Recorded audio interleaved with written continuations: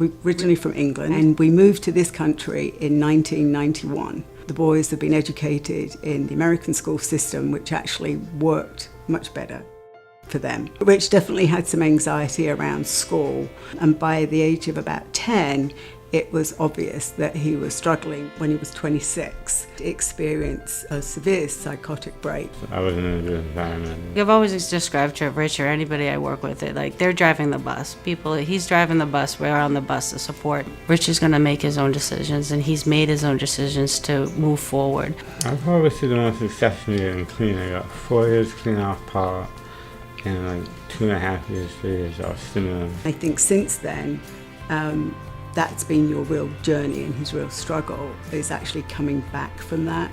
His mom is really supportive and has supported him through all of his challenges. You don't always see that, and seeing Rich and his family and his mom, they work together. She cares so much for him and has so much compassion for him, and he cares just as much for her.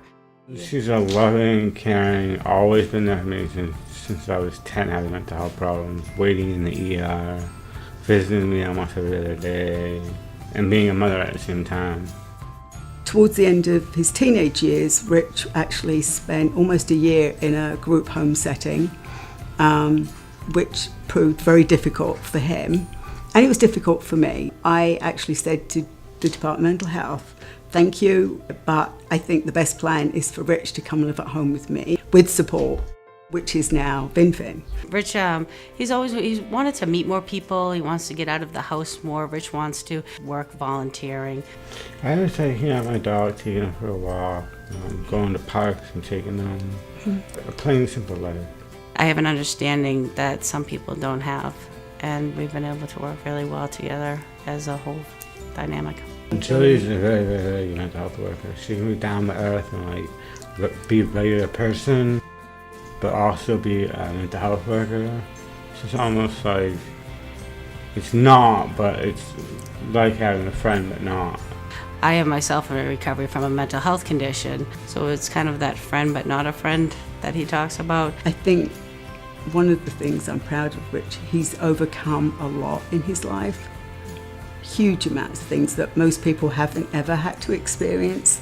Barbara's just a remarkable person. She works in the field, so she knows the difficulties it has. And sometimes working in the field and then coming home, someone having mental health struggles, that can be really hard to differentiate. As a family partner for Leahy, I've helped support families that may be the first time they've experienced a psychiatric crisis with their child or their loved one.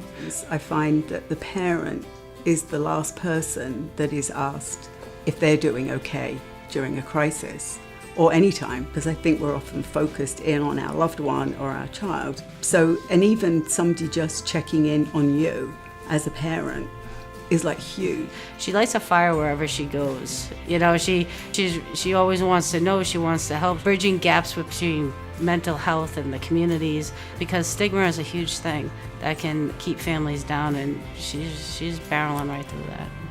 We've had the Family Advisory Council for a while, and she jumped right into this family council and was like, I'd like to start this, let's look at this. And she had an agenda. She came in with an agenda, and people's eyes are opening and say, you know what, I think we want to do this.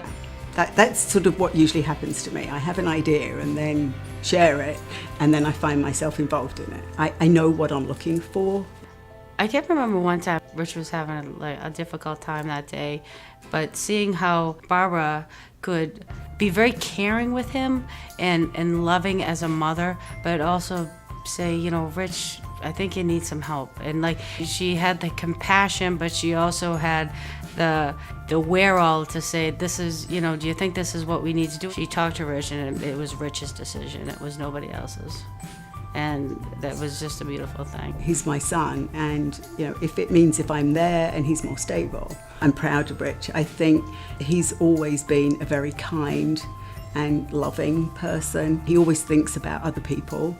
I know my mom really, really, really cared. She'll pretty much do anything for me.